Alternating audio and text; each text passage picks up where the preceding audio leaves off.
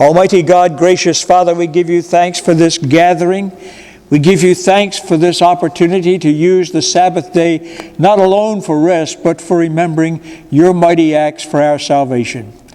Nourish us now in this class, in Christ's name. Amen. I begin today's paper with the question, why Galilee? Why would Jesus go to a place that was 50%, about round figures, Gentile, and 50%, round figures, Jewish?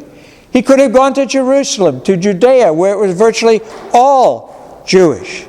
So why did he go to Galilee? Why did he make Galilee and Capernaum, in specific reasons, why did he make that his home base? We'll talk about that today for a moment and go from there. There are, I think, several reasons that Jesus would choose Galilee as his headquarters, and Capernaum specifically as his specific headquarters. First of all, Jesus was born and reared in what town? You tell me. Nazareth. And in Nazareth, he grew up there, and on the high hills of Nazareth, he could watch the caravan trains on what is called the Via Maris, which was the way of the sea, the highway of the sea. It was ancient. It runs all the way up from Egypt in the south and Africa, all the way up into Syria, and specifically Damascus. It was a major interstate highway. So much was it an interstate highway that on page 2 you will see a picture of a Roman mileage marker. I don't know how frequent they were, perhaps every equivalent of 5 miles. Of course, they marked more something like less than miles, but this is a mile marker standing on this pedestal at Capernaum, marking the mileage on the Via Maris. So, it really was difficult. We spray paint signs and put them out on the highway today, but they had to chisel these in stone. It took a while, but the Romans were that organized that they paved the roads with smooth stones, and they put up mileage markers. Here's one at Capernaum.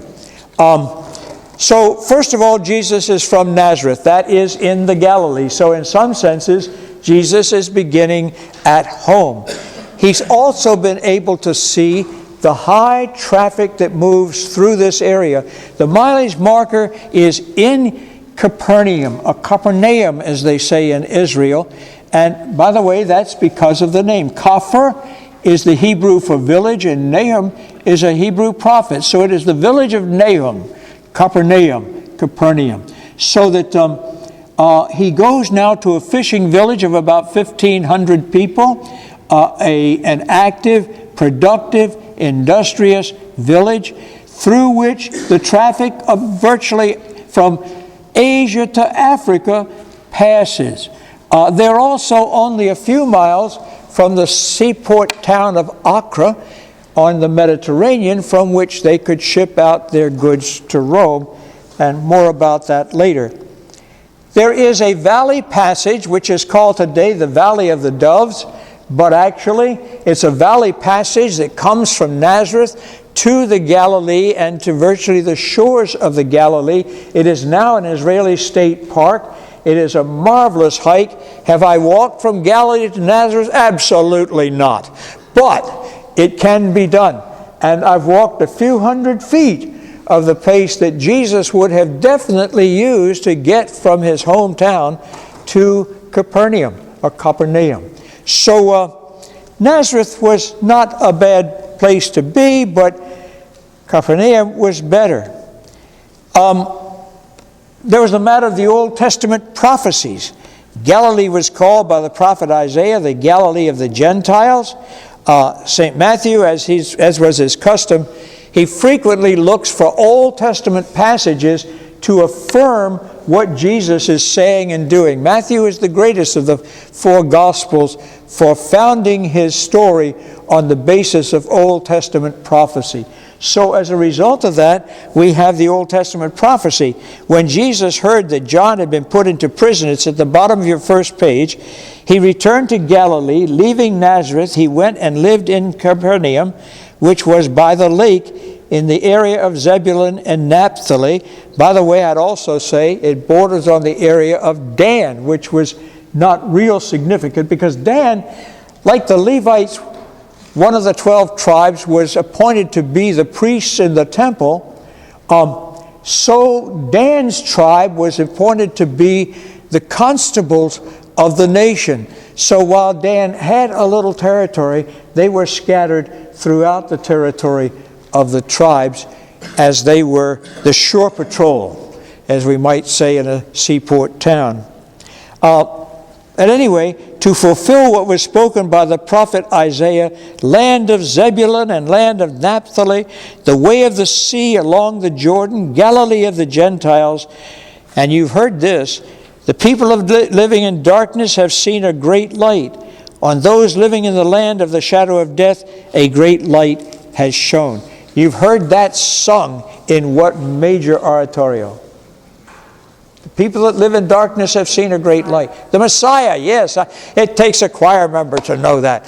Thanks, Carol. So at any rate, we have this prophecy that in the territory of Naphtali and Zebulun, there will the Messiah come as the light to lighten the world, lighten those people that live in darkness. So we have the prophecy of this area.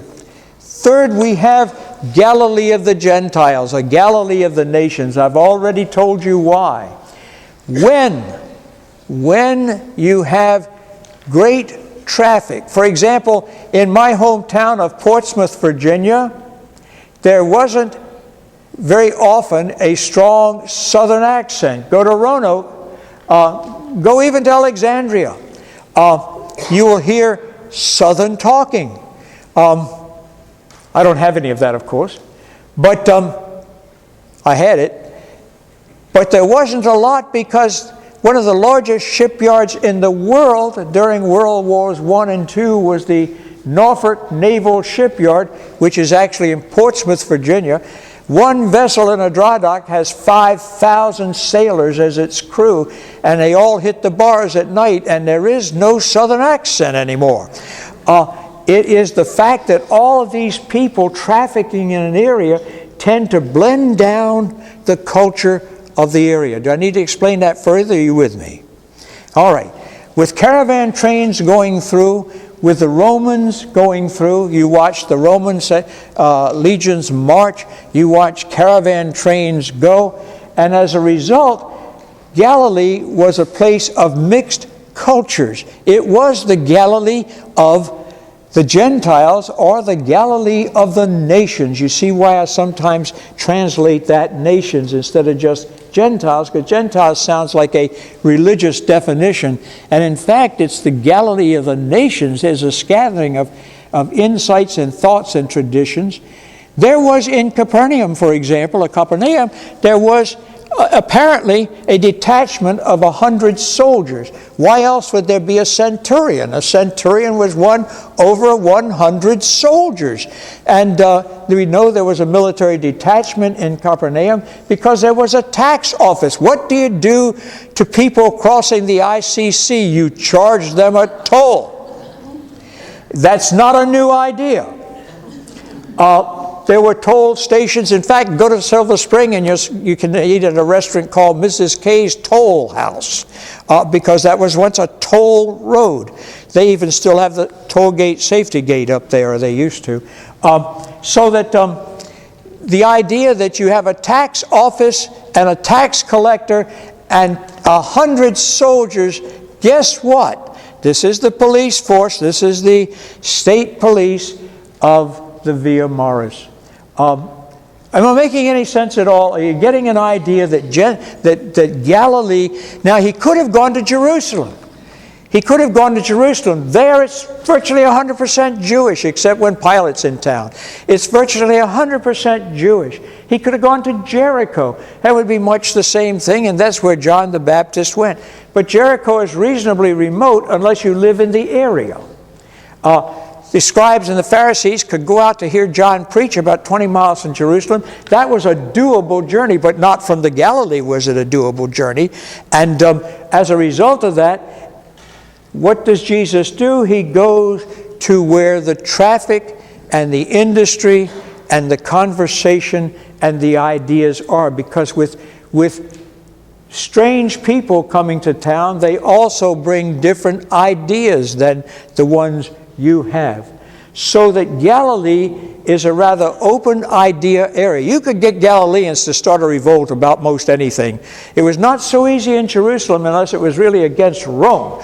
But you could get the Galileans to really go at each other because it was a place of a clash of, well, most times an exchange of, but now and again, a clash of ideas. Where is Jesus likely to get the best hearing? In Jerusalem or in Galilee? Where a new idea is going to be at least entertained. Not Jerusalem, that's orthodoxy. You tread from the line there, you're in deep trouble.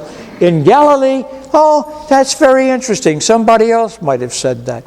So that there is that openness that he has now to the new ideas. And there are tremendous crowds of people. What's worth noting, and we'll talk about it again in other sessions, what's worth noting is he fed 5,000, maybe twice. Another time he fed 4,000. I think it's the same event, and the Republicans were counting the numbers on the Democrats. But the bottom line is, these were crowds of people. Next week I get to preach on the follow-up of Pastor Dave's sermon this morning, and Peter has made the confession at Caesarea Philippi, and then as they're coming down, Jesus says, now the Son of Man must go and be lifted up, which was a euphemism for crucified. And Peter goes ballistic, and he says, no, never. And then Jesus says, get behind me, Satan. Now this is the same guy that Jesus has said just minutes or hours earlier, blessed are you, Simon Bar-Jonah, for flesh and blood has not revealed this to you, but our Father who is in heaven. Peter has been the guy with divine insight, and suddenly he's being called Satan. I'll talk about that next week. I'm not sure what I'm going to talk about, but I'll talk about that next week. And bottom line is, in this area there were tremendous crowds. And you have to ask yourself, if there were tremendous crowds, how in the world did Caiaphas and Pilate crucify this preacher, teacher, healer, exorcist that thousands of people have gathered to see? Well, the thousands of people, other than being hungry and being fed, the thousands of people were Galileans.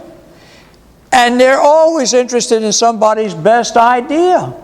So they all come out. Nobody commits. What's interesting today about religion in America is that while 80% of our population believes in a divine being, used to be about 95%, less than 50% claim to be active in a religious organization or affiliated with. That's Gallup poll stuff. We are believers, but we're not belongers. The Galileans were seekers, but not joiners. Are you with me so far? I'm not sure Jesus expected that, and there's plenty of evidences. But all of this is to say, why did he go to Galilee? Why not to Jerusalem? There are all the reasons. Teddy Frank Schneider believes Jesus went to Galilee and not to Jerusalem. He ultimately goes to Jerusalem. John's gospel tells us he went there at least 3 times. How else would he had this tied friendship with Mary and Martha and Lazarus in Bethany, which is 2 miles out of Jerusalem and now part of corporate Jerusalem, if you can get over the wall. At any rate, John tells us he went there 3 times. The Synoptic Gospels imply he only went 1 fateful time. And when the Orthodox people got hold of him, he was gone. So why did he go to Galilee? I submit to you, that's the reason. It is called in the Synoptic Gospel our Lord's city. I've already talked about a town of 1,500. The BMI rose right through it. And how much was it, his city? He is ingrained there. I don't know whether they had a membership list, but it is apparent that Jesus was a relatively regular presence in the synagogue at Capernaum. He taught there. And in just a few moments, I'll talk about the synagogue practice of the first century. But in the synagogue, he taught, and he healed, and he exorcised demons. In Capernaum itself, he did all these kinds of things and more. He healed Peter's mother-in-law, who had a high, huge fever, and the gospel says he stood over her and ordered the fever to leave her, and it did. That home of Peter is less than a city block from the synagogue, by the way. So that Jesus, as they said in Mark's gospel, taught with authority, not like the scribes and the Pharisees. He was a intent teacher. He was always a welcome teacher in the synagogue, apparently, whenever he was in town. He healed many in the synagogue itself, and others too numerous to mention. The gospel just simply said, and he healed many others. So we don't have the stories of those. We have the story of the man with the demon that he exorcised in the synagogue. We have the story of his healing the centurion's servant, a servant that the centurion loved very much, and he sent emissaries to Jesus to ask him to heal his servant. And Jesus started to his house, and he sent more servants and said, I'm not worthy you coming to my house. I'm a man of authority. When I say go, they go. When I say come, they come. And Jesus said, I haven't seen such faith in all of Israel. He says, be it for you as you desire. When the servants go home, the servant is alive. The word had come that he was dead, but when they go home, he is alive. Sight unseen, he heals this servant of the centurion. The Jewish leaders come to him at the same time and say to him, he is worthy for you to do this for him because he loves our nation and he built our synagogue. Now, a pagan Roman centurion, to be in that kind of relationship with Jewish leaders is a remarkable story in its own right. It tells us some things about Capernaum. It tells us, for example, that they didn't have the money to build their synagogue, or it wouldn't not have had to have been built by the centurion. It raises some questions about what a salary of a centurion might have been that he was able to build a synagogue when they couldn't. But the story simply has to stand on its gospel feet, and that's what they say. So this is we will look at the synagogue built by the centurion.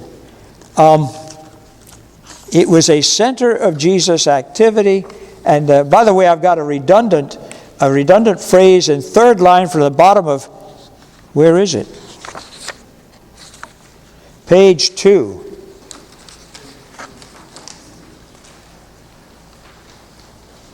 Somehow we lost the footer on this publication.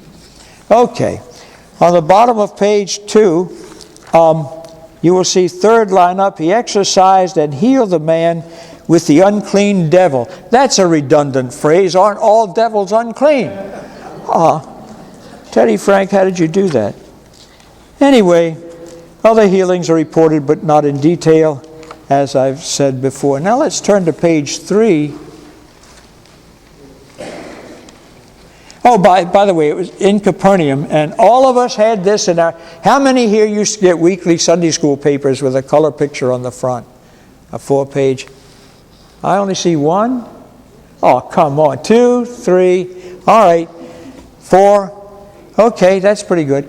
I used to love the picture of the people on the roof of this house lowering a paralytic down through the hole in the roof of the house. Anybody see that picture? Yeah, well, okay, it was in Capernaum again, so that while Jesus did many mighty acts that we'll talk about other places around the Sea of Galilee, in the Galilee of the nations. This one is one that the Gospels have recounted with some detail. So then we go to the picture, the interior of the Capernaum synagogue, and the synagogue the centurion built, and the first line it says, well, not exactly. It's been 4 decades that I've been traveling to the Holy Land, and in the 4 decades, this synagogue, as you see it, has been gradually stacked up from remnant pieces. It's not rebuilt. It's stacked up only where they can match block to its original location. So that's why you see it in this form now. Why aren't all the pieces around somewhere?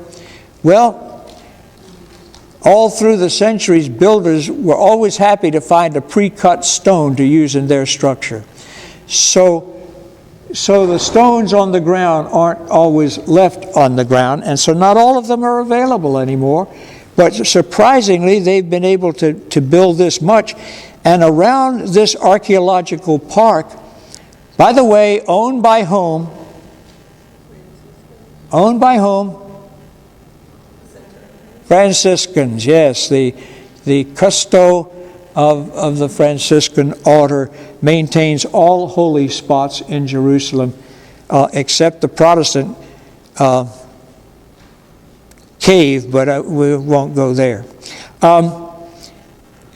There are other lintels, like the lintels you see here, scattered all around the archaeological park, and they are carved with religious symbols as well. These are not, but the ones along the side apparently were, but there are not enough of them along the side and not enough of the columns for them to get them up in the air. So they put them on display around the archaeological park. And would I be able to put more pictures in here, I would have put some of those there. One of them shows the tabernacle, the place where the Torah would have been stored, And in this synagogue, it was apparently on wheels.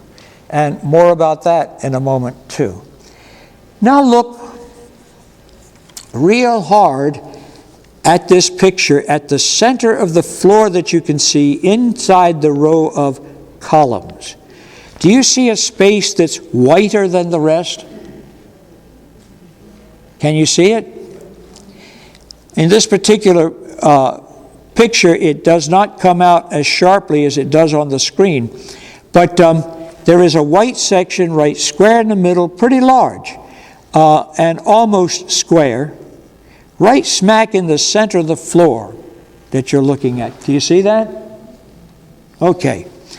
That's there because archaeologists dug up that floor to find the original floor of the original synagogue in Capernaum.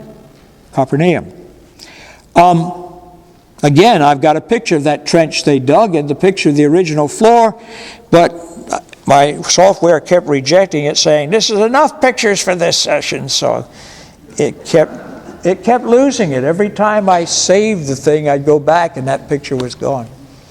At any rate, that's an important trench. Actually, the picture doesn't show very much that's convincing, but archaeologists believe they found the foundation. And if you look at the picture below it, look at what we have here. We have a black basalt foundation to this white limestone synagogue. Now let's try to unravel what that means. Basalt, B-S-A-L-T, is a native volcanic rock of this area. It was the building stone for common, ordinary folks and poorer communities. What seems evident is that this synagogue that we're looking at now is built on top of an earlier synagogue that was built in basalt. Because the whole town was, if you look at page 1, you can hardly see it, but in the lower right-hand corner of page 1, that's part of the actual village of Capernaum, and it's in black basalt. That was what 1st century BCE and 1st century CE Capernaum looked like. So too would have been the synagogue. This would have been imported white limestone, incredibly expensive certainly not within the reach of the fishing village called Capharnaum, nor of a commander of 100 soldiers. But what's interesting is this synagogue is built on the foundation of what was an earlier synagogue. The Jews had a practice of always rebuilding on the same site. An earthquake or a war destroyed a particular religious facility, it would be rebuilt on the same site. Because once you've dedicated this land to the Lord, you can't take it back. It's for always the Lord's. And Islam follows that yet today. Now, us crazy Lutherans, we don't quite do that. We have a service of leave-taking when we have to close a church. And the service of leave-taking might have some theological issues with it. I always felt it did. But it also has some economic issues with it. What in the world do you do with a closed church? Well, if we're lucky, another church will come and buy it, a startup crowd perhaps. Or if we're lucky, a farmer will want to expand his field and it will now grow corn. But in essence, our service of leave-taking says theologically, well, Lord, since we have no use for it anymore, neither do you, and we take it back.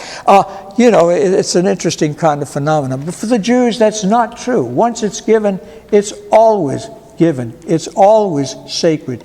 For example, God forbid that the dome of the rock on the Temple Mount should somehow be destroyed. The Jews would have no reluctance to build a temple back in that place because it was originally given to God in the first place. So it's ultimately theirs, even if the followers of Islam have it. Well, the same thing happened with the synagogue. They would build right on top of a previous synagogue. That's why archaeologists thought if they dig down through this floor, they'll find the floor of an earlier synagogue. And they believe that they did. Any questions about that so far? Yeah. The Basalt synagogue would be the one that was there when Jesus was there? It's where I'm getting. You anticipated where I'm going. It is believed that the Basalt Foundation is the Jesus synagogue. Second question is, where did the word Galilee come from? Galilee has to do with the circle of the sea in Hebrew. The circle of the Sea of Galilee, it's the Hebrew explanation of a circular lake. And there are other reasons too. It has two other Hebrew names, and when I get to the region of the Gentiles, I'll deal with that in more detail. Is that okay? All right. So at any rate, it's believed that the Basalt Foundation represents the original foundation of the original synagogue. And virtually all archaeologists agree with that. They found that the Basalt Foundation is out of plumb. In other words, it slants slightly downhill. And they said, and some archaeologists just very recently have begun to say, well, they would have never had an out-of-plumb foundation for a synagogue. Well, and I would answer that by saying, and 4 centuries later, they would have never built a limestone synagogue on top of an out-of-plumb foundation, but they did. In fact, there's thought to have been maybe 2 or 3. Since I've been going to the Holy Land, this has moved, what you're looking at now has moved from a 2nd century 100 and something, to a 3rd century, to a 4th century, and finally, just the last trip I was over there, they were arguing for a 5th century, a Byzantine period. I think our friend Egeria, we've talked about her before, she goes to the Galilee and she goes to the Holy Land. Remember, she went to Sinai, she went to Mount Nebo, and she writes about what she saw. And she writes about this marvelous synagogue where our Lord cleansed the man of the unclean spirit, made of finely finished stones. So, and she was there in 381, so it can't be 5th century. It's maybe early 4th century, but not 5th. And so, at any rate, nobody's quite sure. The Franciscans have done a marvelous job in the time I've been there of restacking this thing with pieces they find and displaying pieces they found, but they have no connecting pieces for. It's a marvelous place to see. Any questions about the black basalt rock? Notice that they are not finished stones. They are rounded stones. Notice their style. But they're not finished stones like the ones above it, like the limestone. It's hard stuff. It's lava rock in so many words. Limestone will tool much more nicely than basalt will. So when Egeria says marvelous finished walls, it's something like this that she saw and not earlier. Now back to that white spot. If you'll concentrate on that white spot for a moment. What was synagogue worship like in the first century? What would Jesus have done and what would they have done together? Well, they sang psalms. Just as we sing hymns today, the book of Psalms was the Jewish hymn book. They sang psalms. The second thing they did was read from the Torah. The third thing they did was often invite a visitor to teach from the Torah. And then, of course, there would be prayers. It was very, very much like what we do today and what we call the Western liturgy. Psalms, hymns, religious texts, prayers, and teaching. The synagogue was, after all, a school, not the temple. Yes, Carol? Would the women have been separated from the men? I'm sorry? Would the women have been seated in a separate area from the men? Not generally. Okay. Although they might have been. There are benches on two sides of this Capernaum synagogue. You could have made one women and one men. But in the temple, the women were separate from men. But Yes, that's true. Synagogue is a school. Okay. Synagogue is not the temple. The synagogue is a teaching school. And the Jews considered anybody who had been bar mitzvahed, or the equivalent, equipped to teach. So when Jesus goes, as we have it explained one day, Jesus goes to the synagogue and they hand him the Torah, the scroll, and he opens it and then he reads it and he said, what you've just been heard is fulfilled in your eyesight today. And he took him out on the hill and tried to throw him over the hill. He got in trouble in the synagogue too. They were sometimes amazed and sometimes angered. But the Torah was handed to him. He was not the superintendent of the synagogue at that point. He's an itinerant of sorts. So this process was that visitors who were credentialed were invited, to read and to teach. And they could select from the Torah scroll what they wanted to address. In this case, he addresses the prophets, so it wasn't just the Torah scroll that was given him, because the prophets are not in the Torah. Does that help? Yep, thank you. That white spot again, I'm going to go back to that white spot that some of you can see and some are not seeing. The white spot is approximately where the bema would have been. Now the bema was simply Hebrew for platform. And it was the teaching platform in the center of the synagogue. Let me talk about the orientation. All synagogues face Jerusalem, just like all Muslim prayer postures face Mecca. All synagogues face Jerusalem. The front of the synagogue, which I show you on page 1, has 3 front doors, and that's the front wall, and that's facing Jerusalem. That's looking due south from Capernaum, page 1. Now, that's the wall you're looking at here with the 4 standing columns would have been the northern wall of the synagogue. The people would have sat along benches. In fact, in this picture here, and you can see some people sitting on benches, though you can't see the benches. That's because people are sitting on them. And there are similar benches on the other side. People would have been seated there, and in the center would have been the bema. On the bema would have been a long, flat table, not like our pulpit. Why would it have been a long, flat table? You have to roll out the scroll, exactly. You have to, like that. I can't get my hands to working right there like that or like that until you found the passage you wanted. So there was, and that's still true in the synagogue today. And they would give you something like Ben Franklin's feather as a pointer to read, to go to the lines, because the lines would be close together. And then you would read from the Torah, then you'd roll it back up, give it back to the superintendent of the synagogue, and then one would teach.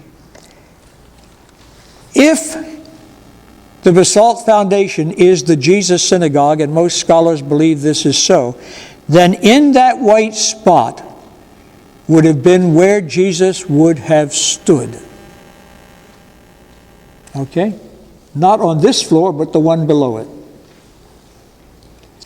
And you might ask, why don't they tear up this floor so we can get back down to the Jesus floor? Because in archaeology, you don't destroy one level of remnant to get to another. You always find another way around it. The way around it here was a trench. And then they refilled it with the whiter, less weathered blocks. Questions? I think the whole synagogue thing is fascinating. Because actually our worship is taken from it. Most musicologists believe that "The Lord be with you" is originally a Hebrew melody. Mendelssohn, by the way, a converted Jew, not maybe because he wanted to be, but that's what you had to do in his time in order to survive. But Mendelssohn became a Lutheran and was asked to compose new music for the preface to the Holy Communion. "The Lord be with you, and lift up your hearts, we lift them up unto the Lord. Let us give thanks to the Lord our God is truly meet." You know that original tune. Mendelssohn said that was, by its age and ancient status, it shouldn't be touched. It was actually the Lutherans in the Green Hymnal that just kind of touched it anyway. But thank God they left it as an option. But they offered us everything else. And you say, well, so does the Cranberry Hymnal. That's true. But the Green Hymnal was the first. Any comments? All right. Let's go on over to talk a little bit about Peter's house. By the way, here's the actual quote from Egeria. Writing in 381, she visited the synagogue, quote, "where the Lord cured a man possessed by a devil. The way is up many stairs, and it is made of dressed stone." Okay, now the house of Peter. Remember, I don't think I said it now, but I said it earlier. Capernaum was a comfortable town, but not an affluent town. For example, a house just in front of the synagogue in that series of houses, and Pastor Dave has talked about this in a sermon or so over the last year, was often made up of a courtyard where you did cooking and gathering and perhaps some eating, and off the courtyard were small rooms, and those rooms were scattered or were arranged around the courtyard. This is not a housing situation in which 3 generations are in fact living and sleeping together. This is a reasonably comfortable, but with the black basalt, not an affluent kind of community. The type of stone it was, given to being round and given to rolling, would not support a second story. You could have a story and a roof you could be on top of. It was usually made of thatch and mud, which would ultimately bake into a pretty substantial roof. But not 2 stories, as we find in Jerusalem in mud brick and this kind of thing. So it was a comfortable but not affluent community, a humble community in many respects. I mentioned here the nature of the rooms and the roofs, and but in one of those rooms one of those courtyards and rooms, there are not usual household utensils. What were found there were lamps. Why lamps? Because you couldn't put windows in these basalt structures either without having some difficulty. So the darkened rooms were lighted, not so in these other ruins generally, and no cooking utensils. The walls in some of these rooms were plastered, and on the walls, on the plastered walls, archaeologists found Christian graffiti, so that clearly there was this section of homes, or this particular, how shall I say it, courtyard and rooms, that was used apparently for gatherings and not as a living residence at all, even in the late 1st century. So it's believed that this was Peter's home, and of course Christian tradition quickly formed that opinion as well. And what you see today, and it's hard to see because over top of it today there's a church that looks for the world like a flying saucer, built in 1999 by the Franciscans. And it is better than the plywood that was over this whole thing before, because what they've done is lift the flying saucer up in the air a little bit. Looks kind of normal, like it's hovering over the earth, waiting for aliens to come streaming out. And under it is this archaeological ruin. Let me explain what we're looking at. The outside walls is an octagonal wall. It dates to the 6th century. Religious structures in the 6th century, both Christian and others, tended to be octagonal. We're returning to it today. I haven't counted the sides, but I believe Good Shepherd is octagonal, is it? Very close. It's round. How many sides do we have in our nave? It doesn't matter. Count them the next time you go to church. At any rate, that was a popular early design for Christian churches. And this one is dated to 6th century. Inside, and a higher wall, was a wall that was originally built to protect the remains of Peter's house.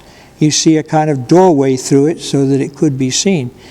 But that has largely been lost. We know it was there, but it has now largely been lost. That's why the plywood kind of thing was over this whole thing. It was very difficult to get a picture of it because it was covered to keep rain out and to keep further destruction from taking place. Now that they built this flying saucer over it, you can kind of walk under the flying saucer and take a picture like this one, which wasn't possible before. So this is thought to have been Peter's house, and it's thought to have remained a church. They've located in the remnants a baptistry, a sacristy of sorts for vesting priests, have all been part of this 6th century octagonal shape. Incidentally, as we talk about octagonal shapes for religious structures, if you go to Jerusalem and get on top of the Temple Mount, you have to go special days and special hours lately, you will find the Dome of the Rock, which is 6th century like this one, is also octagonal. So even Islamic holy structures were built in the octagonal shape and size.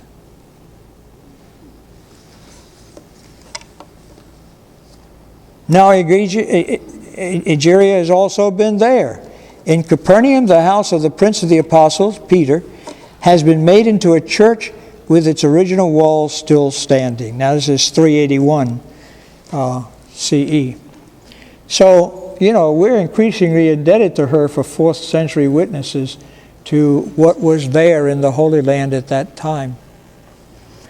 At the same time, Constantine's mother, St. Helena, is also doing at about the same time all kinds of research. She's the one that finds what in Bethlehem is considered the birthplace of Jesus and built a chapel there. And you can see the terrazzo floors of that original chapel. They're still there. They're covered with boards, and they open the boards so that visitors can look down into the hole and see them. She discovered the Chapel of the Cross in the Church of the Holy Sepulchre, and a part of the Church of the Holy Sepulchre structure was built by St. Helena and still exists, incorporated into the much larger structure. So in this 4th century, once Christianity was legal, there tends to be a significant number of people who are giving us written reports of what they found there.